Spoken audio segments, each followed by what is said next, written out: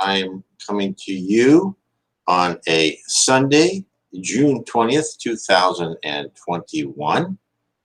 I hope everyone is well today. I live stream hopefully every Sunday and Tuesdays. And today we are talking about evolution in two worlds. We've been going through this for quite a few weeks. It's a very detailed book about the evolution of the physical human in the spirit world and the physical world, how our soul and our spirit evolves in order to control higher and higher organisms, and so eventually our spirit through the paraspirit can control a human body, which is what we are. This is like we are a diving suit. Our human body is just a temporary covering that has been created by as they do. And let me show you this, because I want to make sure everybody understands. So everything is controlled by our paraspirit. So this temporary physical body is just, is, I hate to say this, it's not as important as you think it is, right? You're going to live here, for 60, 80 years, maybe less, maybe more, and you're an immortal soul. It's not that important. Look, I understand. It's important to us here on Earth in this moment, because this is really, we look at ourselves, we're visual, everything is important to us. But if you once you understand Spiritism, and you know that you are alive, forever, right? You don't die. You look how you want to look. You never age. There's no time in the spirit world. You never decay. So whatever you are in your physical body, don't worry about it. It will pass. Now, let's go on to our chapter. This is called The Soul and Reincarnation. So after death is the subject. Right after physical death, the guilty soul goes through the detailed process of purgation. The more the soul exteriorizes the pain of repentance, the more productive the process of purgation is. Only after the process is complete can the soul ascend to the spheres of solace and re-education. So what do you mean by that paragraph? Purgation? Well, this is what happens that when you read about near-death experiences, NDEs, they always seem to have like this meeting. They go over your life. They see what you did right and you did wrong. Now, that happens to people that go to heaven. They calmly discuss what you did right, what you did wrong in your life, and what you could do better. But it's all a very collegial atmosphere. There's no finger pointing. And in fact, most of the time, when you go, oh, I can't believe I did it, they go, oh, don't worry about it, right? It's there to make you feel better, and it's a learning experience for you. It's not anything other than that. Now, for those people who do not go to one of the levels of heaven after they pass on, this is what he means, the process of purgation. They go into the lower zone, which is from the low level of heaven to the crust of the earth, and then if you actually even a more primitive person that have done more things wrong on purpose, you go to the dark abyss, which in Christian theology people call hell, but it's not really hell because there's no eternal punishment. It's more of a purgatory. And so when you go to this, you stay there until you understand what you did, and you start saying, I need to do better than this. I don't like the people around me. I don't like the way they treat me, and I'm tired of treating other people as rotten as they treat me. And then the spirit world will seek you out and help you up. And then, but they also say, the more the soul exteriorizes the pain of repentance, the more productive the process of purgation is. So when they say exteriorize, is you look how you are in the spirit world. You cannot escape that, right? A higher spirit can come down into these lower zones and purgatory, and you look as rotten and misshapen as you really are. You may think you look good, you and your friends down there, but you don't, and to other people you don't. So the more you can get rid of that, you go, I've done that, and you think about it, and then and the souls on the lower levels will say, as you try to rise up and you try to walk up through the lower levels and go towards the lower level of heaven, it becomes very painful because you're burning off what your wrongs were. And even the lower spirits will say, well, you're an idiot to try to get up to heaven because it's going to hurt. And yes, it will hurt, because it's not physical hurt, it's mental hurt of the pain of repentance, as it said in this sentence. And so whatever you do, don't think for a moment that even people who you think are psychopaths, they don't have a conscience. It's a divine law. It's in them. Now, they're experts at ignoring it, and they're probably immature or primitive spirits who don't really know how to listen to it very well, but it's there, and it will take effect. So just be prepared to understand that. Okay, let's carry on. If the disease experienced in the somatic body was long and difficult, blessed purification will have taken place for the soul by means of opportunity for self-examination, during which afflictions borne with patience change its sensations and recast its ideas. Meaning you've had a lot of trials and tribulations in your life, and you've learned from them. And the opportunity for self-examination, that's what everyone should take.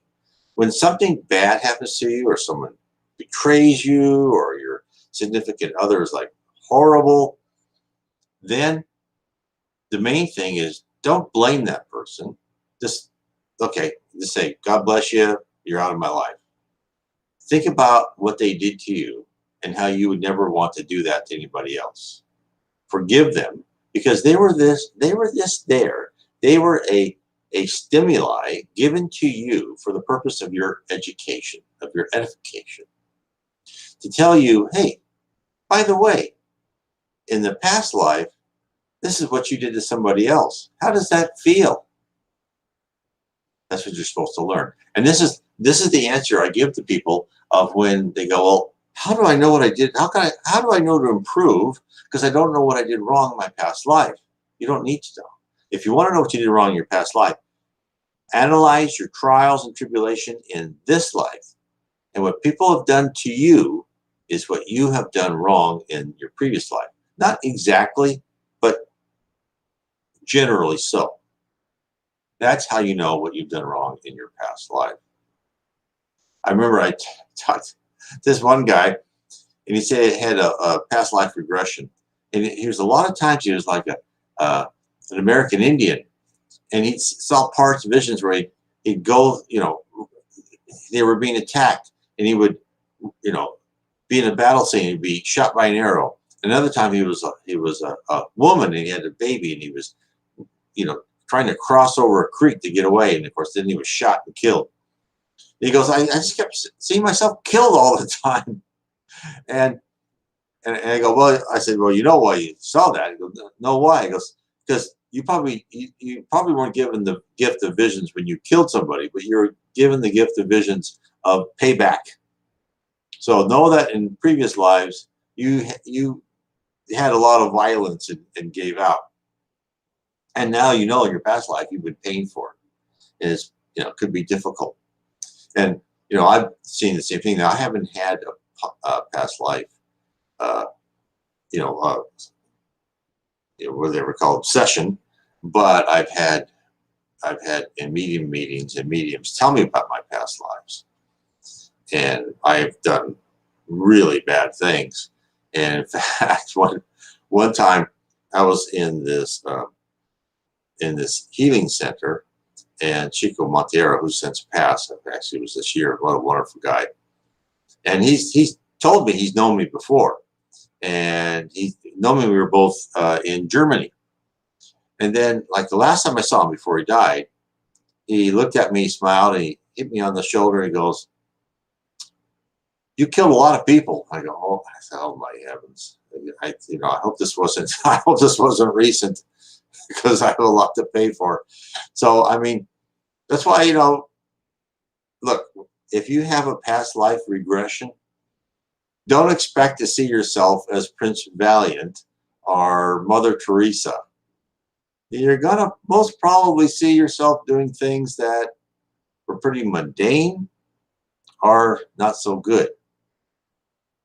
And God bless you if I'm wrong about you, but that's why, you know, just know it's, I'm sure it's important to you, but it's not important in the long run. Just learn from your trials and tribulations. You will figure out what you've done wrong in the past.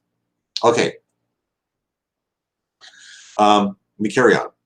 On the other hand, if this natural process was not possible in the physical realm, the soul's remorse will increase after the grave. Stored in the conscience, it emerges in its entirety through reflection, renewing the images with which it was fixated in the soul itself. So you're not going to be able to escape. These things you did wrong, they're going to replay. And if you try to ignore them while you were alive, physically alive, and you go down into the lower zone or the dark abyss, purgatory, these things will replay. And if they're traumatic enough, you will start turning to this ovoid, which you'll even lose your paraspiritual body. You're just going to play this loop of something horrible you did. It won't be good, and you'll lose thousands and thousands of years in this. So you don't want to do this. I'll carry on. Goaded by repentance, criminals who did not fully pay off their debts form around themselves the degrading scenes in which they ruin their inner lives, nourishing them with their own disordered thoughts. Shackled to the pillory of obsessive memories, slanderers who destroyed the happiness of others live dreadful nightmares, watching over and over again their victims suffering on the screen of their memory as they recall the day they pushed them into the abyss of anguish. So, this is why Jesus said, be nice to everybody. He also said, why forgive 7 times 70. Don't replay these things in your mind over and over again. This is not what you want.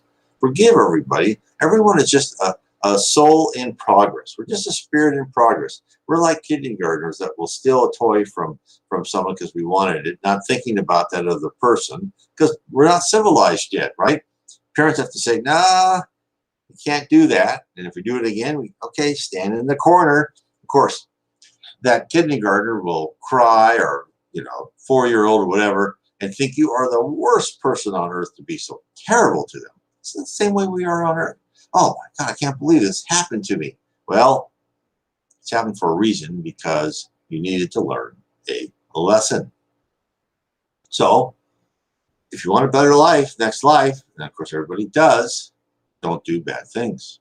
Don't do things that go against your conscience. Learn to follow your conscience. Learn to use that conscience to filter out stupid ideas, because there's going to be plenty of primitive spirits around you and thought process from other people around you, kind of like in middle school or junior high, wherever you went to, where 13, 14-year-olds all have the best ideas, not right. So you learn to say, I don't think I'll jump off that bridge, right? I think it's a little dangerous. And of course, these are the ideas they have. So start following your own conscience. Don't be afraid to not follow the group. Okay, I'll keep reading. In the fabric of their soul, tyrants feel the blows with which they struck others, and addicts of all sorts, such as alcoholics and drug users, experience torturous insatiability. This also is the case among the sexually imbalanced, who accumulated the magnetic charges of their misuse instinct in their psychosomatic organization, resulting in complete mental alienation. Thus, for a time that corresponds to the necessities of readjustment, victims of remorse suffer lengthy internments in zones compatible with their spiritual state. So, there's a kind of purgatory, you call it hell, it's not eternal, where you go. That's not for punishment, it's for you to work out everything you did wrong, understand the enormity of what you did wrong, and understand how you're going to have to change. That's why it's there. Now, when we come, as we're doing now, we're just starting from a planet of atonement to a planet of regeneration, those areas, the lower zone and the dark abyss, the purgatory, right, will not be on the earth. We won't be influenced by immature and ignorant spirits. Those will go away. We won't have that. Now, this will take a while to happen. So but this is why it's going to be called a planet of generation. We'll be more calm. We're not going to have these kind of immature, bad ideas come and affect us. We're going to work on ourselves in a more stress-free time.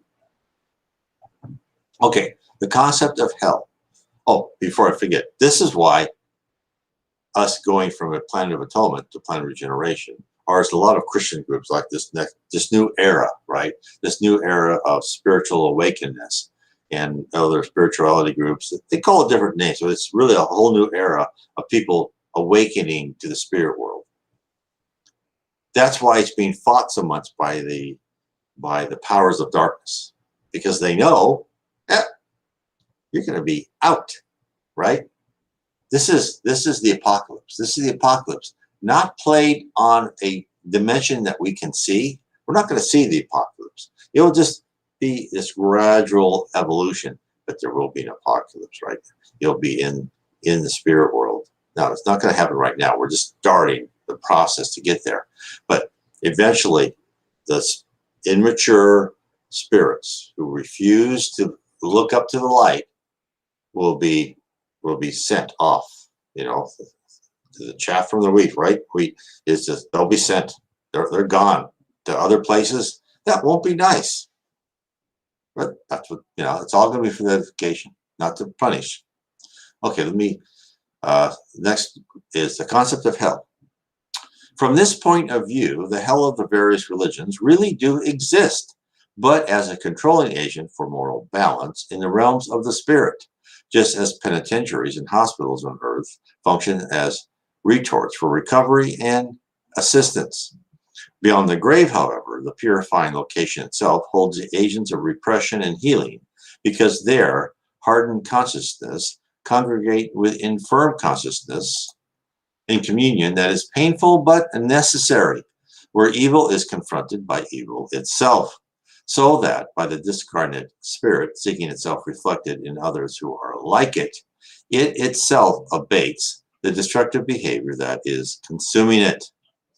This is how still perverse intelligences are transformed into re-educational instruments for those who, due to the pain of repentance, have begun to wake up to pursue their renewal.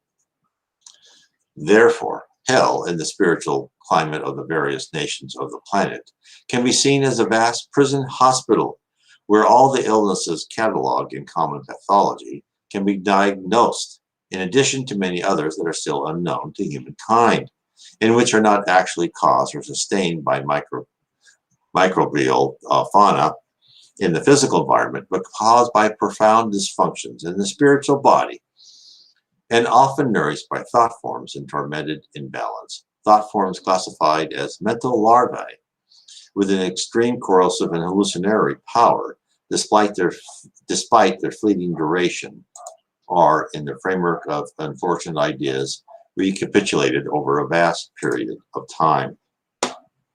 So let me show you. This is how this works. So let me show you this karma. Where do I have it? Oh, other way. Okay. So if you look just as on the physical planet, and we talk about our physical lives, let's look at that just for a second, but I'm going to get to the spiritual part.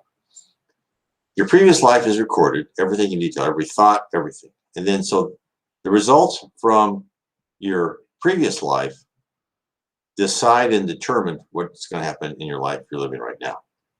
So everything you're doing now is a result of your previous life, and maybe some lives before that if you never learned those lessons in your previous life. Then, of course, your future life is the result of your current life. Now, what is being said in this book is that you will, if you've not resolved these things in your physical life, because your physical life is the best place to change your character and your attitude, you're going to have to work within the lower zones and the dark abyss, what we call purgatory or hell. You're going to have to keep working on these things because you didn't work on them enough in the physical plane. where you are now, listening to this YouTube video.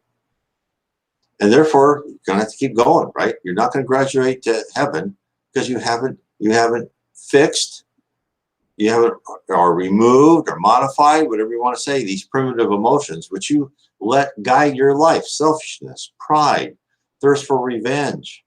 You hurt other people because you wanted to, right? You wanted to because they deserved it, or because you wanted something, you didn't care who you hurt.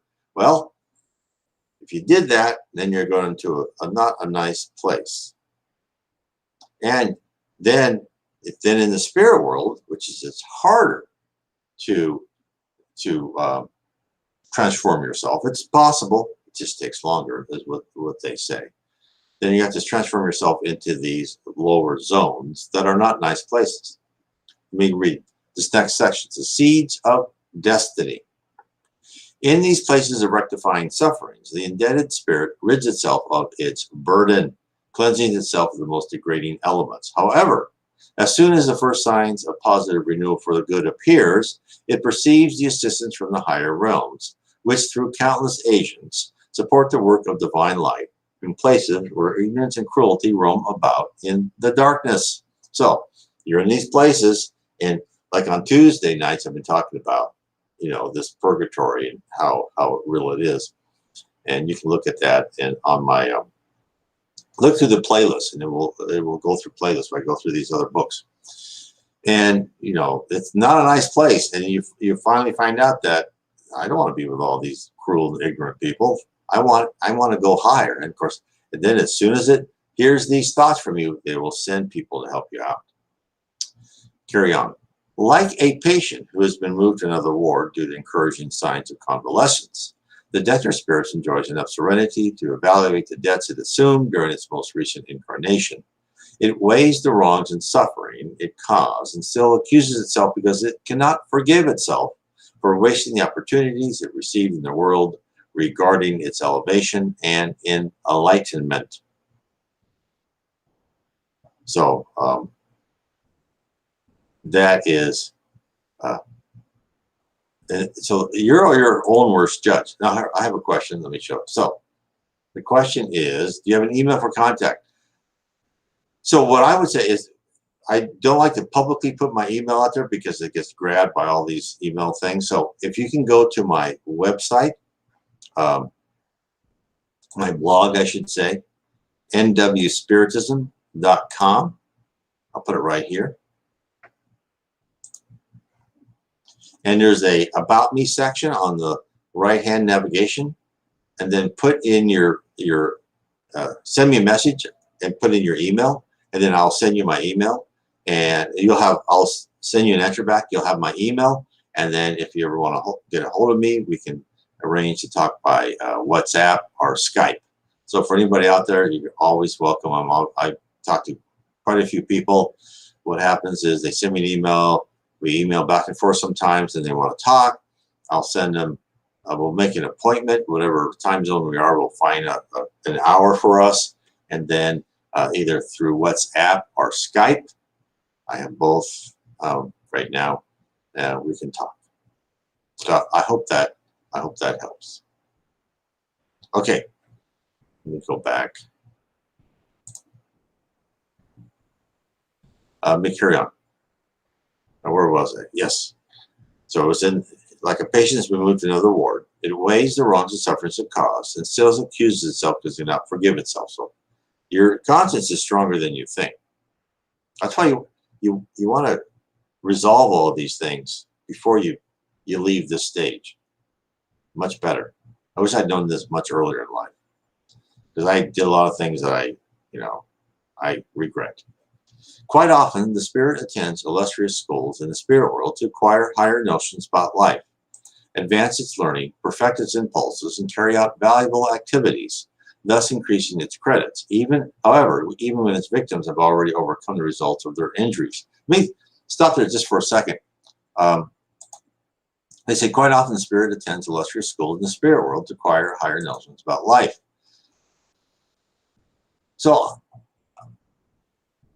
one of the important things about learning about the spirit world and what you're doing is to really listen to your dreams and write down your dreams. And I had for like the last couple of years, in fact, about a couple of years ago, I was having a lot of dreams like I was in some sort of college campus and I would go to some lecture. I didn't understand a thing, right? And then I just like wander around and then it's kind of stopped for a while. And then lately again, I've been having these things again, like I'm going from class to class. I just know I'm in class and I see this weird writing material. I go, what is, that's a weird pen. And it's just so mundane. It's like, you know, what kind of dream is this? And I've had mediums tell me, well, that's because you're learning in the spirit world. You know, you don't really understand. Your mind can't, your physical mind, your spirit mind can fully understand. Right? Your spirit mind's a lot smarter than what's in his head. Can't fully understand what you're learning, but you will you'll get that. So if you have these mundane dreams, like you're in class, you know, and you're just kind of seeing people around you, and maybe you're walking between, or you're on some sort of college campus, you're probably going to some sort of class in the spirit world. So that's how I wanted to throw that out. Okay. However, I'll carry on. Even when his victims already overcome the result, okay, I did that. In such cases, the choice of trials is more than appropriate because due to this initial cleansings in the rectifying regions, and also due to the credits it has earned from it, the endeavors it embraced in the extra physical sphere, the spirit merits preparatory assistance for the new task ahead of it, so that all factors may align in order for the spirit to re-encounter the creditors or circumstances by which it will redeem itself before the law. Okay, the next section is special reincarnations. Nevertheless, reincarnations often occur without having consulted those who need to experience certain struggles on the physical plane. Such measures are comparable to those used with sick persons and criminals who, due to their condition or conduct, have temporarily lost the ability to choose what is best for them while their infirmity or prison sentence lasts. And so I tell everybody, if you want control of your next life, you have to earn it.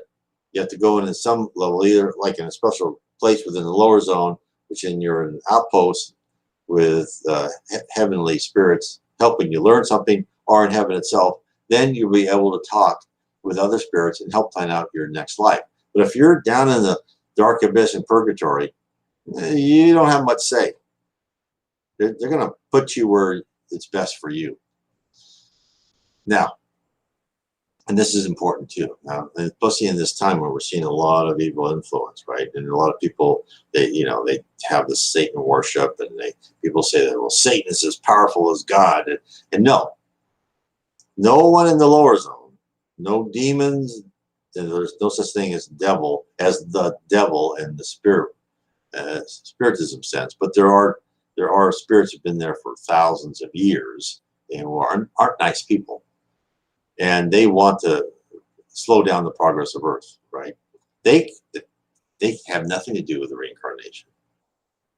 They're just there just to put us through this basic training of going through the obstacle course. They're just there to show us, to firm up our ability to use our conscience to filter out stupid ideas. That's their job, and they're doing a good job of it, right? But understand that the big power, they have nothing. A high spirit against all of purgatory, nothing. These low spirits, they have no power. It's like an adult against a 6-year-old. There's no contest. So remember that. Now, they can do things. They can use other primitive and uninformed spirits to influence other people who don't listen to their conscience to do this or that and help that person who thinks they're a Satan worshiper. But it's a temporary thing. You might enjoy a little bit of luxury and get your desires for one life.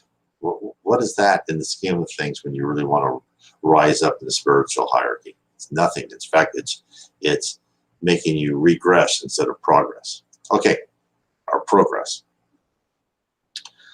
Okay, these are the special circumstances where the individual is born with a partially impaired brain or with congenital deformities, amid those who owe him or her selflessness and caring. Unable to choose the pathway of readjustment because of their mental disorder or suffering, these spirits are sent into the physical jail cell as patients, quarantined to undergo specific assistance. Thus, we see them reappearing in wealthy or impoverished homes, at times breaking to a certain extent the rules that govern heredity and representing dolorous exceptions to the normal path. And unfortunately, this happens even to people who have committed suicide, where they hurt some part of their paraspiritual body, and they have to, and that is also another way it gets damaged and they have to repair it in their own lives. So try to tell everybody, please don't commit suicide. Now, there's always exceptions. When someone has been driven to it by really bad people, then they'll try and help you through that. Okay, the next section. Reincarnation and evolution. It is important to remember, however, that reincarnation is not a mere regenerative principle. Natural evolution finds firm support in it. Individuals who excel in goodness are often in need of ennobling knowledge, whereas many who have a great intellect have little virtue, right? It all depends on your balance, right? Some spirits are really smart, but, morally, they're not, right? They're not advanced. And then the other opposite, some are people are very emotionally, but intellectually, they're not advanced. Just everyone eventually has to go through so many lives to get a balance. I'll carry on. Countless others do possess invaluable qualities in the realms of the heart and mind. But after a long stay on the extra-physical plane, they are eager for renewing progress because they are unable to ascend higher. Thus, they renounce the peacefulness they've been enjoying with their kindred groups. It is in the effervescent cauldron of the flesh that they will once again be able to analyze their imperfection, test their strength in the harsh experiences of human life, and obtain a greater opportunity for correction and transformation. So there's people that say, I need to work on this. And I can't tell how many people I've talked to that, are so talented, but there's something holding them back. And this is done because they use their talent for not how they wanted to use their talent before, and it didn't help them spiritually.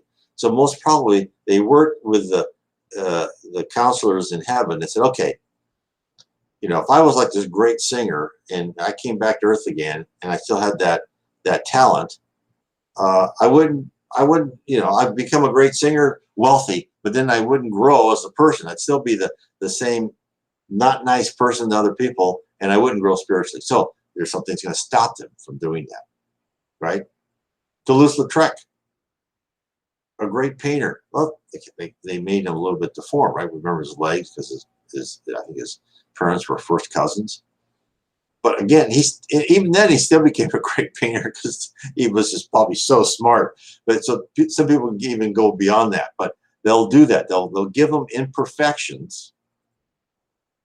So the imperfection's there for a reason. I talked to this one guy, and he says, he's kind of really socially just a little bit autistic, I think he said, and he just can't get relationships. And so he's been looking at Spiritism. He's been looking at all these things. And I said, well, look, he was a really good-looking guy. I said, look, if you were socially really, competent, and with your looks, because would you be studying Spiritism? Would you increase your spirituality? And he goes, probably not. I go, there's your answer. That's why you've been limited. I mean, I'm sure there's a lot of cases of ADHD of people having things where they can't concentrate as much as they want. Well, I'll bet you that a lot of these cases, these guys were so smart, and they used their intellect to get whatever they wanted, and very efficiently, right? But they're probably were not bad people, but they were just too smart and went what they wanted too cruelly. They probably didn't mean to do things, but then they didn't grow where they needed to grow. And they're going to have this little imperfection. Not to them, it's not a little imperfection. I don't want to apply that. It's a big imperfection for people who are suffering from that. But it's there for a reason. And it's there for you to kind of go through this in this temporary physical body because it wants you to concentrate on other things. So think about that. Okay, I'm carrying on. This does not mean that the discarnate consciousness cannot find the possibilities for growth in the spirit world cities that gravitate around the earth. Now, let me just talk about that sentence. Just like there's a great book, No Solar. It's also called No Solar, the movie. You can also look Astral City. And there are astral cities, celestial cities above the major cities around the world, where when people die, they go to those cities in heaven, if that's where they're going to go.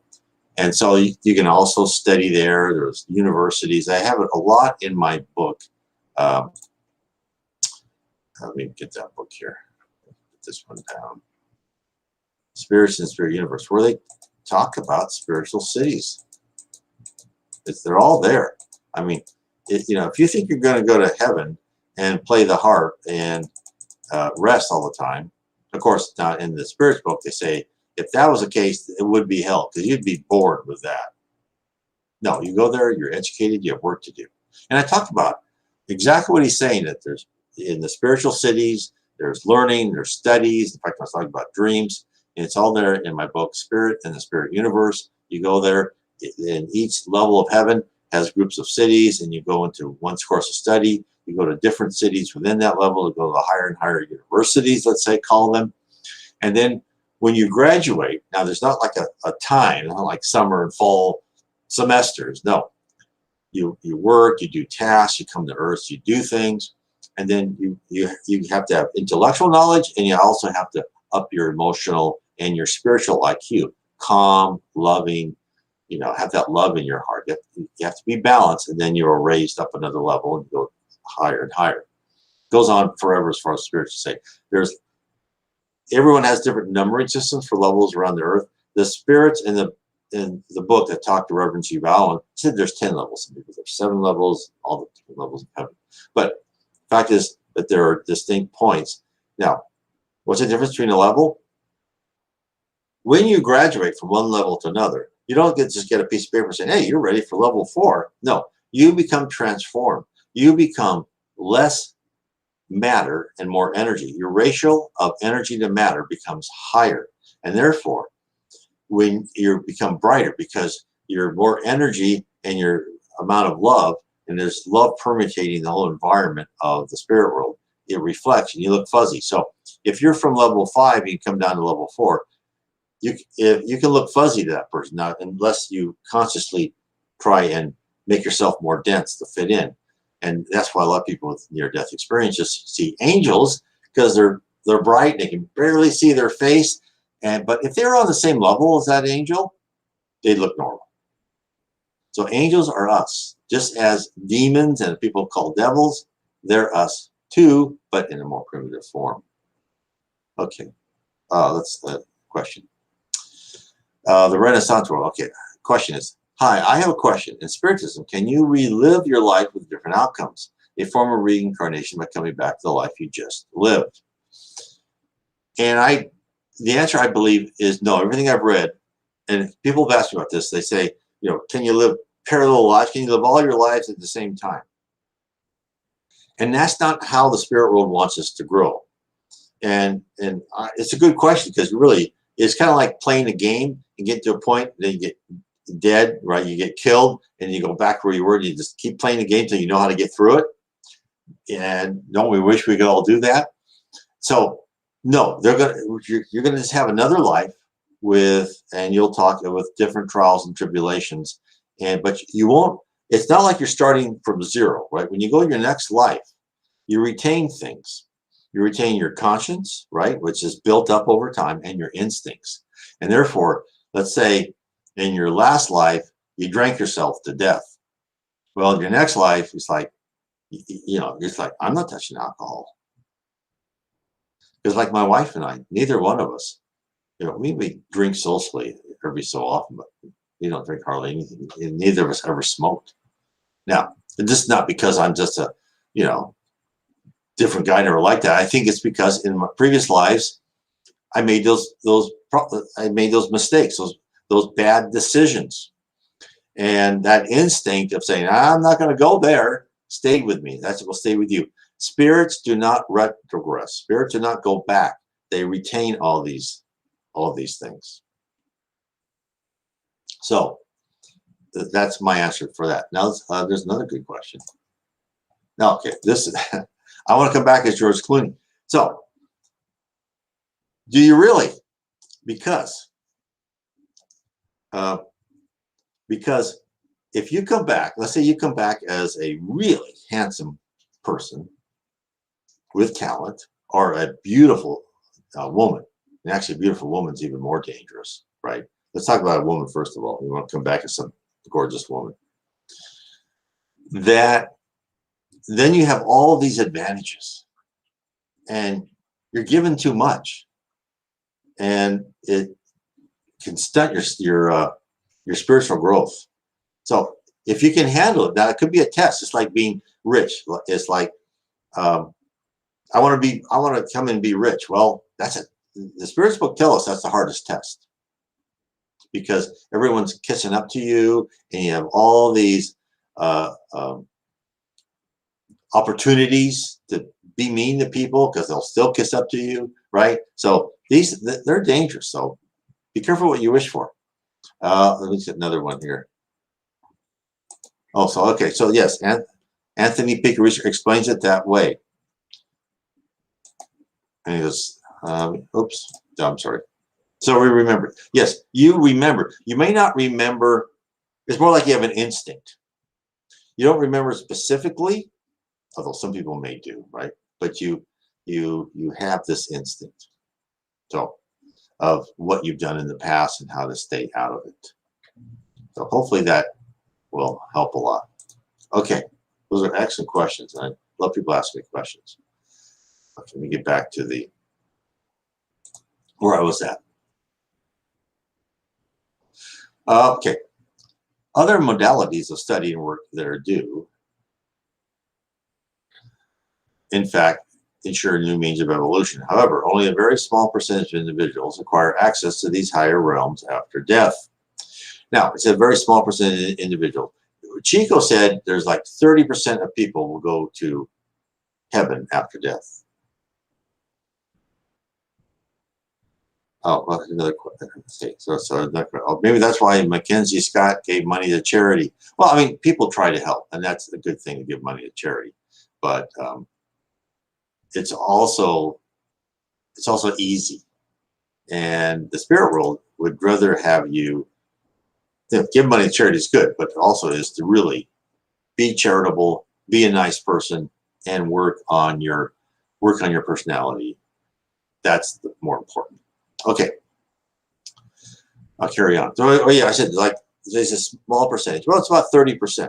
Hopefully it goes up. I would love to know what percentage of people went to heaven, let's say at Jesus Christ time. Was it 10? Was it 20? And then we could like chart, how the human race has been doing over time, because these people come back over and over again.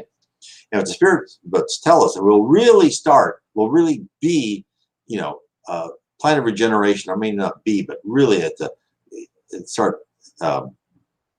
accelerating towards it when over 50% of the people are who go to heaven, right? Because then the majority of people will be nicer, more calm, loving, charitable, fraternal people, and that will influence the others.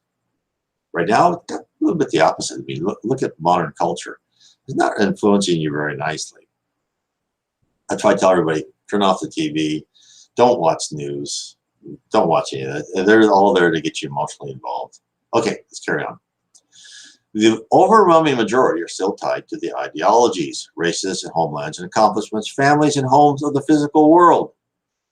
Yes, we still think this is the most important thing. My race is the best. My country is the best, right? My city's the best. I hate everybody else. No, you're going to be born in life after life, different races, different cultures, different economic conditions, different religions, different genders. Don't, try to love everybody. I know it's easy for me to say than do. Thus, when prominent artists realize that the schools they left behind on the planet are taking another course, they feel an irresistible urge to reincarnate in order to preserve or enrich the school's patrimonies. Eminent scientists interested in continuing the redemptive undertakings they left in the hands of others return to their endeavors and experiments in the human realm. And in the same missionary spirit, clerics and philosophers, teachers and leaders, men and women known for their praiseworthy aspirations, willingly return to the physical spheres to carry out sacred activities of assistance that will take them up the noble ladder of sublimation in their ascent towards the divine light. So these people still want to keep doing well. If they've done well, they keep wanting to do and carry on in helping other people. Therefore, we must understand that neither regeneration nor evolution is accomplished without a price. Progress may be compared to a mountain that we have to scale, enduring the obstacles and weariness of the climb. Similarly, recuperation or expiation may be seen as the same.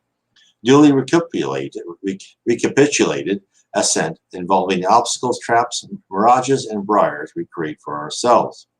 However, if we are able to toil at honest work, we will not have to sweat and weep during our expiation. Furthermore, let us remember that not all current misfortunes are results of debts from the past. Through prudence or imprudence, idleness or work, good or evil, we either improve or worsen our situation, realizing that each and every day, as we exert our will, we create new causes that reshape our destiny. And so, but now think about these people who have done good, like science and politicians and teachers. And then think about how the spirit world wants to guide us. They use these people as chess pieces. They've gotten off the board, now they're putting them back on the board, and they put them in different countries, in different positions of power to help that country or institution to be better.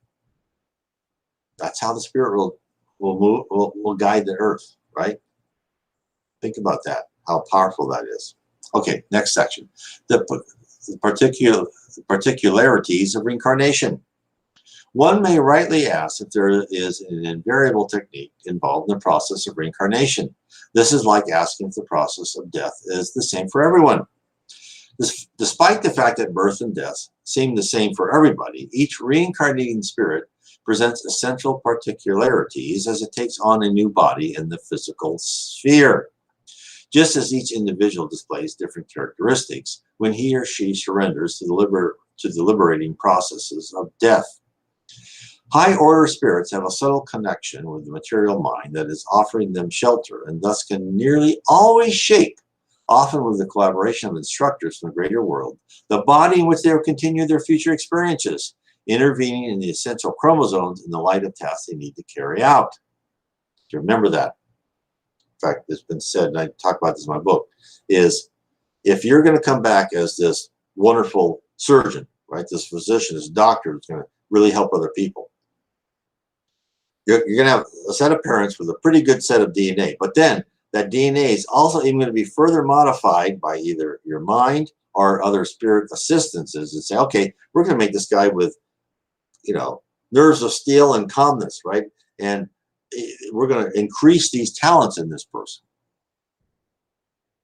So, yes, there's hereditary involved, but also they can do things. Now, carry on. In most cases, however, low-order spirits, on the other hand, suffering from tyrannicizing monadism, entered into what means that they're into this one thought process. Enter into a fluidic symbiosis with a female organization that will receive them. Experiencing the emaciation of the spiritual body are the phenomenon of overdivization. That means when they kind of lose their perispiritual body and they're just this, they're still a spirit, but there's not much there. They're in this loop going over and over the same thing. Their poor personalities are not very developed. They are irresistibly attracted to the uterine vessel under circumstances that are suitable for their reincarnation. The spirit world said, not to go in there. Their forms are entirely dependent on hereditary, just as in the case with the seed, which after disconnecting from the dried fruit, germinates in the ground according to the organic genetic principles as soon as conditions are favorable. Between these two orders of spirits, however, there are millions of average spirits, bearers of appreciable credits and numerous debts, and whose reincarnation requires careful preparation and foresight. Next section is reduction of the spiritual body.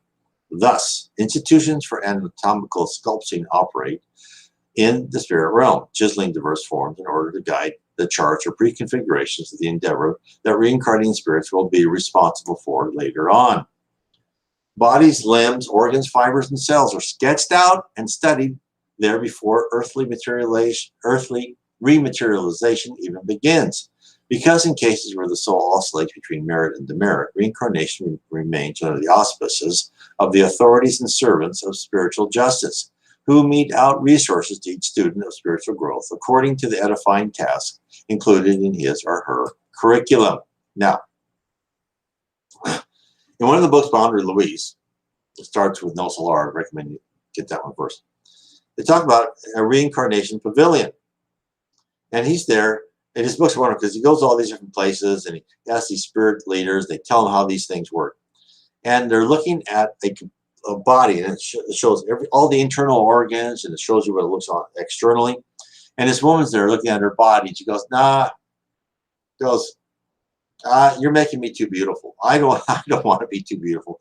I have spiritual things I want to take care of in the earthly life. And if I'm too beautiful, I'm going to have people jealous of me. I'm going to be given too many things. No, let's tone this down. So if you were this good spirit and you don't like the way you look, well, you decided that. You decided that for a reason, so think about that. And of course, we all know how people who are too handsome, too beautiful, it can be tough for them. Of course, you think, oh, I want to be like that. But being given everything, and it can be spiritually detrimental. So just keep that in mind. You're mostly your body. If you're from heaven, if you're a good person, you probably were part and parcel of deciding what you look like right now. And you've also probably decided what major illnesses you're going to have. Minor ones that they're like, colds and stuff like that. But, other things, major illnesses, you probably plan those out for different reasons. Okay, we'll carry on. Hence, candidates for reincarnation who are not evolved enough to supervise it under their own discernment, those in the lower zone, but who are far from their primitive backward state that would make them complete slaves to physical inheritance, are admitted to hospital institutions where discarnate magnetiers sufficiently competent to their inner worthiness apply soothing fluid to these incarnating spirits. Depending on their moral evolution, these fluids enable them to sleep for variable periods of time, so that based on sleep therapy, the psychosomatic principles may adapt to the reduction process. Reduction process is getting you ready to go into that womb, right?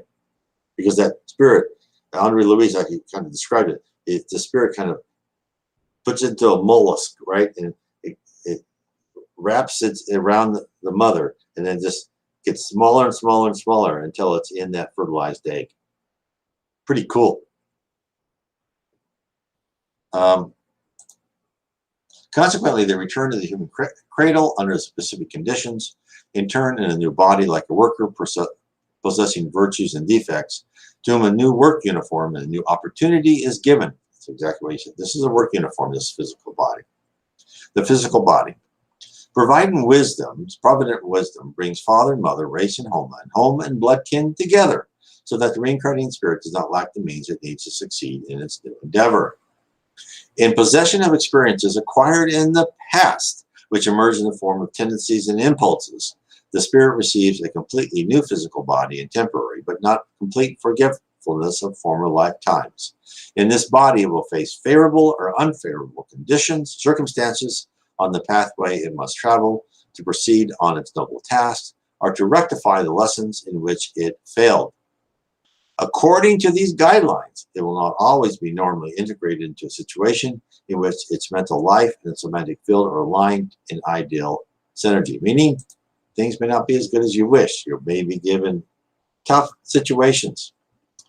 Sometimes it will have to endure beneficial deformities and infirmities, inhibitions, and unavoidable organic difficulties, because from learning experience to learning experience and from task to task, like a student going from grade to grade for the achievement of greater educational goals, it will rise victoriously in its ascent to heavenly immortality. So, that's a very good explanation, a very good chapter. And it went through a lot of important things. So, look, in summary, we go through trials and tribulations. Our body is not random. If you're more of a primitive spirit, and you work into, it may be that they knew where they put you in there, right? Mother and father. And there is a type of hierarchy. And let me explain. So if you're in a position of I want to say power, but maybe influence the culture, influence major guiding decisions of the earth around you, you're gonna be put in that position with careful guidance, and your plans should be pretty well planned out, and your guardian angel is going to be very close, and you're probably a team of people around you.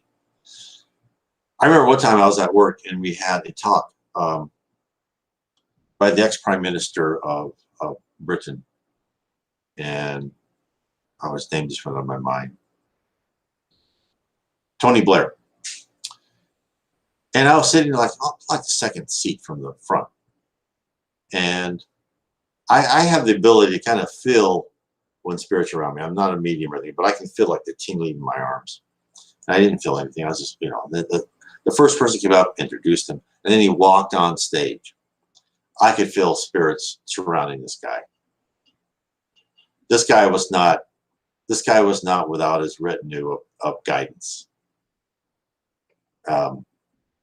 So these, as I was saying before, these people are picked for reasons, right? And they have their attributes or whatever for reasons, and they're been given opportunities to succeed. Some of them don't, even though they're there because they have their own free will. And in fact, even in the spirit world, they'll tell us in the Henri Louis books is that the vast majority of people do not complete their tasks. Their assigned mission on Earth is usually a failure because of bad decisions. Hopefully some people are successful. And as people get experience and they're reincarnated over and over again, and some of them are successful, then they'll go to success, and more success, right? They'll build upon it. Like a soldier in battle, the first battle or two, there's like, I don't know what to do. Then they'll get better and better.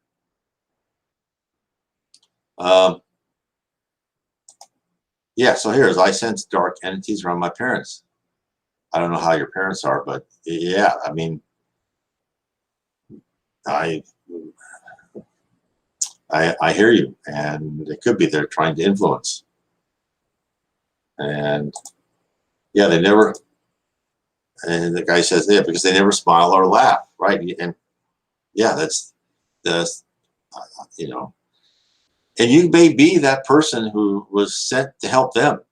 There's instances where spirits, their children were sent to actually help their parents, not the other way around, to spiritually advance. And, sometimes it works, sometimes it doesn't.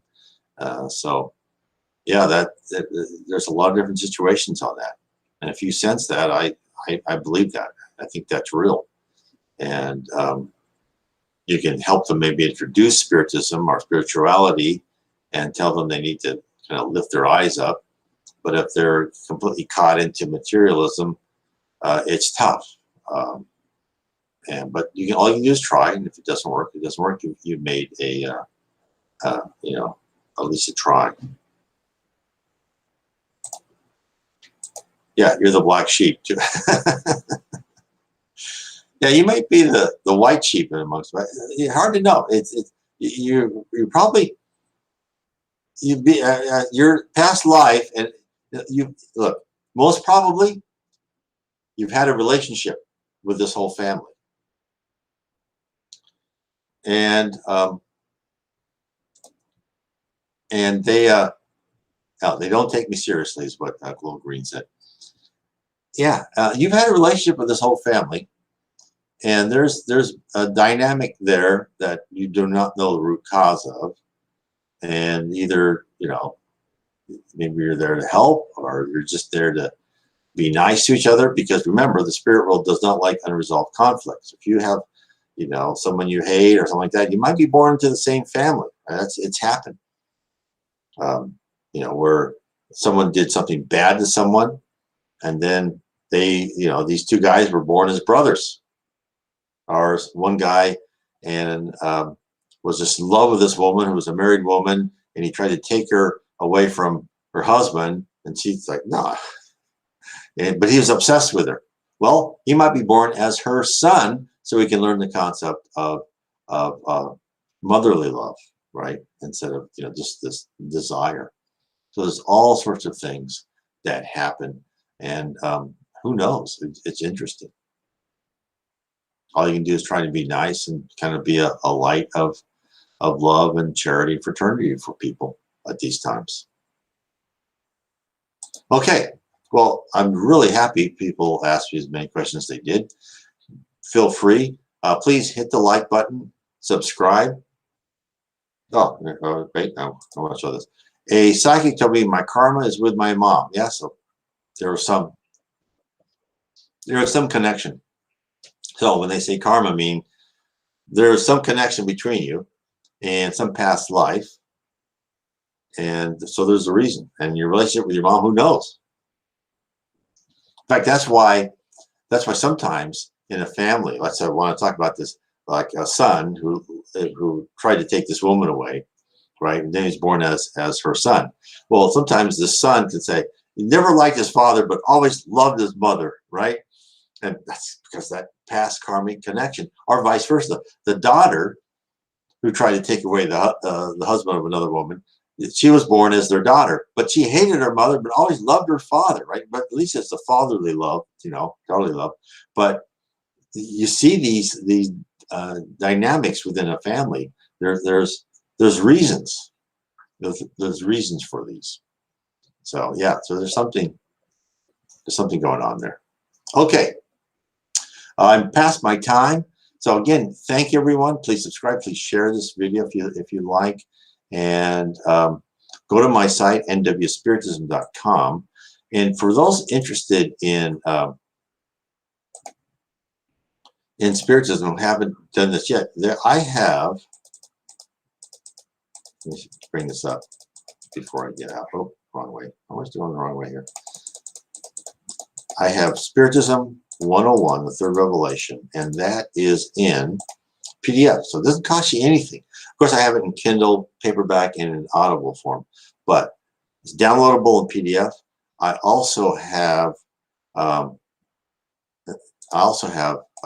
Spirits book in Audible form. You can download it in Audible form. It's also on my YouTube channel. It's in the playlist called Spirits book. It's got every chapter. It's in Audible form, so you can go through that. Everyone has different ways of learning. I just try to put this on the table, and you can pick it up off the table as you like. Anyway, I want to say good night and God bless to, excuse me, God bless to all of you.